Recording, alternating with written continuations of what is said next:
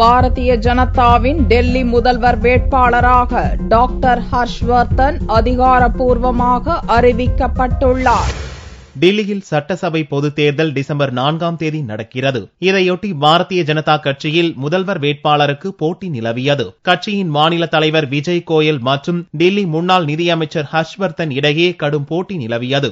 இந்நிலையில் முதல்வர் வேட்பாளரை இறுதி செய்வதற்காக பாரதிய ஜனதாவின் ஆட்சி மன்ற குழு கூட்டம் கட்சித் தலைவர் ராஜ்நாத் சிங் தலைமையில் டில்லியில் புதனன்று கூடியது.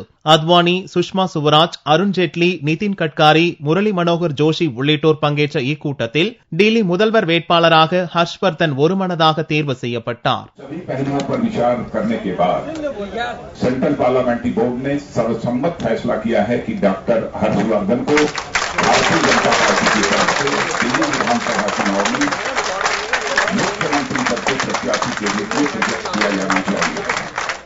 முதல்வர் வேட்பாளர் போட்டியில் இருந்த விஜய் கோயலை தனக்கு வாய்ப்பளிக்காவிட்டால் கட்சிக்கு முழுக்கு போட திட்டமிட்டிருந்ததாகவும், ஆனால் மூத்த தலைவர்களின் சமரசத்தை தொடர்ந்து ஹர்ஷ்வர்தனுடன் இணைந்து பணியாற்ற ஒப்புக்கொண்டுள்ளதாகவும் கூறப்படுகிறது. டில்லி முதல்வராக காங்கிரஸைச் சேர்ந்த ஷீலா தீட்சித் கடந்த 15 ஆண்டுகளாக பதவி வகிக்கிறார். ஷீலா தீட்சித் ஹர்ஷ்வர்தனுக்கு கடும் சவாலாக ஆம் ஆத்மி கட்சி ஒருங்கிணைப்பாளர் அரவிந்த் கெஜ்ரிவாலும் இந்த தேர்தலில் களம் இறங்கியுள்ளார்.